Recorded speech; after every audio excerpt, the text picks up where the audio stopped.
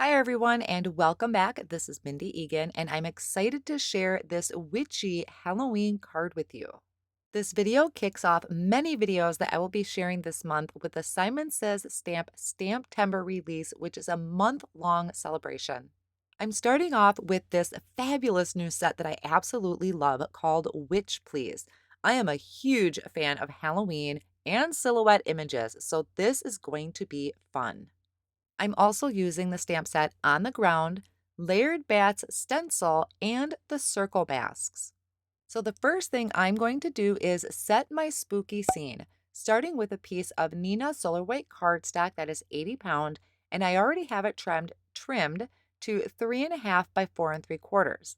I'm placing that on my make art station and putting one of the circle masks over the top, centering that circle as much as possible and holding that down with my magnets.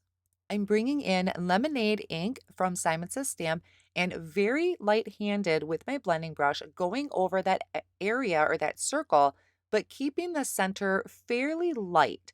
Then I'm bringing in cantaloupe and I'm going to go around just that outer edge. So right now I just created the moon for my scene. I'm bringing in the mask of that circle, placing it over the center. I'm going to hold it down with my magnets and then carefully lift up my stencil. That way, that mask is perfectly placed. Now I can work on my sky. So I started at the bottom and with a flat blending brush, I'm bringing in that lemonade ink again, just at the very bottom. Now I'm also holding that mask down with my finger just in case it slips because I don't want to ruin this or have it go off from my moon. Then I'm bringing in cantaloupe, blending into that lemonade, but it wasn't quite orange enough for me. So I brought in sherbet and went over that area. And I'm blending it into that lemonade so I have a nice smooth transition. This is why I like using flat blending brushes for my backgrounds. Now I'm bringing in orchid and I'm starting at the top and blending into that orange. So the more I go over it and the more ink I'm applying, the darker it's going to get. It wouldn't be a spooky night sky if I didn't bring in some black. So for that, I'm using the Gina K Designs Black Onyx ink. And with a blending brush, I don't have a flat one designated to black. So I just have a regular blending brush here that I'm starting at the very top and going into that purple. So to show you what this is looking like, I can remove this mask and we have this beautiful bright glowing moon. Now I brought back in the original stencil so that way my background is covered except for the moon.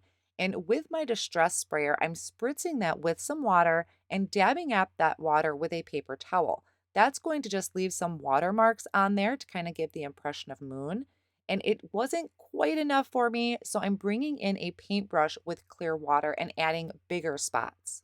I'm going to stamp my background now or the grass at the bottom. And to do this, I needed to remove the foam insert of my Misty tool. And then I put some removable adhesive on the back of my cardstock so it stays in place. Then I'm bringing in this grass border, and this is from On the Ground stamp set. It is a red rubber stamp, which is why I needed to remove that foam insert. Now I'm just stamping this down in some VersaFine ink. I love using VersaFine because for the most part, on the first time, I can get a really good impression. Then I'm bringing in this witch that's flying on the broom, and this is from the Witch Please stamp set. Absolutely love this image. And I'm going to place that over the moon and stamp that in the VersaFine ink as well. Now, there's also a lot of really fun sentiments on this stamp set.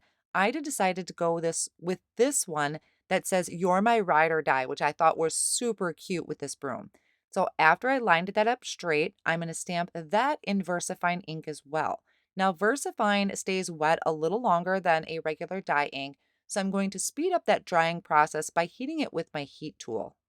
I have a few more elements that I want to add to my scene, and I have this layered bats stencil. I think this might have came out last year, so I'm just using the top of one of those stencils.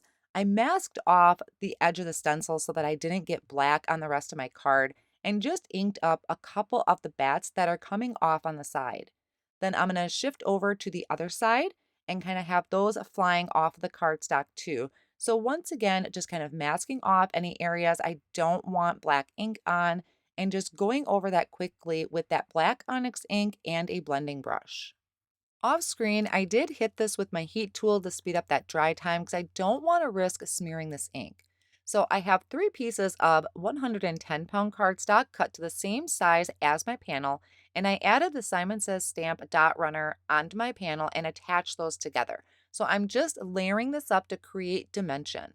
Now I also have a piece of white cardstock that is cut just a little bit bigger, so about 3 3/4 by 5 inches to add that thin white border.